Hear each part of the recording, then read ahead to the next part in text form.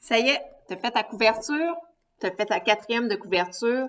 Alors, tu vas être prêt à faire maintenant tout ce qui nous reste à faire dans le paratexte du livre. Le paratexte, hein, tu te souviens, para, ça veut dire en dehors de.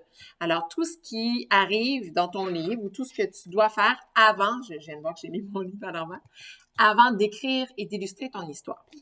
Je te présente à nouveau le livre dont je me suis servi dans la première séquence pour t'amener à revoir ce qu'on a habituellement dans un livre. Ça commence avec ces pages-ci. Tu te souviens comment ça s'appelle? Ouais, les pages de garde. Alors, tu devras faire des pages de garde au début de ton livre.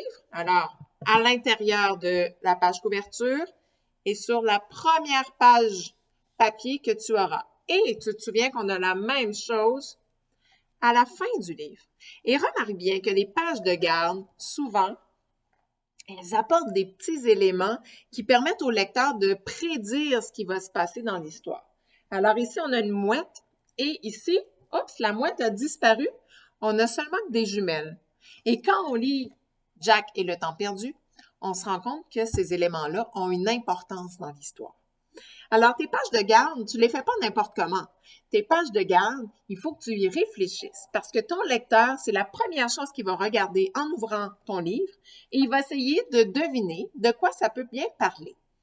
Alors, tu devras faire des pages de garde qui sont en lien avec ton livre. Si je regarde un autre livre, donc par exemple ici par la porte des éléphants, bien, les pages de garde, elles sont différentes. Mais elles donnent aussi des indices sur ce qui va se passer dans le livre. Je peux peut-être t'en montrer un autre. Le grand Antonio, hein, écrit par Élise Cravel. Grand Antonio était si fort qu'il pouvait tirer des moyens de transport, comme des trains peut-être, par les cheveux, par ses cheveux. Alors, c'est pour ça qu'Élise Cravel a fait le choix de mettre des trains dans ses pages de garde. Alors, tu vois bien que les pages de garde ont une importance. Alors, c'est important de choisir ce que tu vas faire comme illustration pour pouvoir donner juste assez d'éléments à ton lecteur. D'accord? Alors, je vais reprendre Jack et le temps perdu. Alors, toi, dans ton livre, tu as déjà fait la page couverture, la quatrième de couverture. Alors, quand tu vas ouvrir ton livre, les deux premières, donc la deuxième de couverture, l'endos de la page couverture et ta première page, ça va être tes premières pages de garde. Il n'y a pas de texte, c'est juste des illustrations. Puis ça va être la même chose à la toute fin de ton livre. Alors la dernière page, donc la troisième de couverture et la toute dernière page papier, ça va être tes pages de garde. Alors, une fois qu'on a fait les pages de garde, ici, tu devras garder un espace pour, alors, page de garde, pour la page titre. Ici, c'est une page de faux titre. Hein? Tu te souviens qu'on s'en était parlé? C'est une page de faux titre parce que la page titre, la vraie, elle est ici. Comment on fait pour savoir que c'est une page de faux titre? Bien, premièrement, il y en a deux.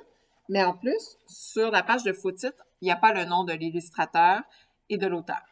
Alors, toi, fais pas de page de faux titre. Fais juste une page titre. Alors, tu dois réécrire ton titre, le nom de l'auteur et le nom de ou des illustrateurs. Alors, ça sera ta page titre. Alors, je te rappelle, page couverture, quatrième de couverture. On ouvre. Page de garde. On tourne. Page blanche. Page titre. Ton titre, le nom de l'auteur, le nom de l'illustrateur. Après la page titre, il y aura la dédicace. À qui tu as envie de dédicacer ton livre? C'est sûrement le premier livre que tu vas publier.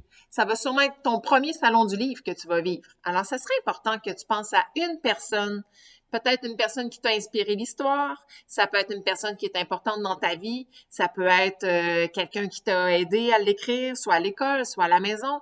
Donc, tu choisis une personne ou plusieurs à qui tu as envie de dédicacer ce livre-là. Ici, dans Jack et le temps perdu, Stéphanie Lapointe, l'auteur, a décidé de faire cette dédicace-là à Jules et elle dit pourquoi. Alors, tu lui diras pourquoi aussi à cette personne-là. À Jules, qui m'a inspiré une histoire avec un peu d'action. Alors, la dédicace, elle dit à qui on dédicace ce livre-là. Dédicacer le livre, ça veut dire à qui on l'offre de façon très spéciale, de façon très privilégiée. Et pourquoi on l'offre à cette personne-là. Donc, tu vois, ça n'a vraiment pas besoin d'être long.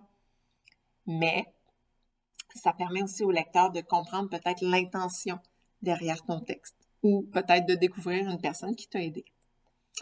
Alors, on a la page titre, la dédicace et ensuite ton histoire commencera. Mais je m'arrête là pour le moment. Alors, voici la fin de la deuxième séquence et on va se revoir plus tard pour savoir comment tu vas faire pour décider qu'est-ce qu'il va y avoir dans ton livre. Alors, voilà, bon travail!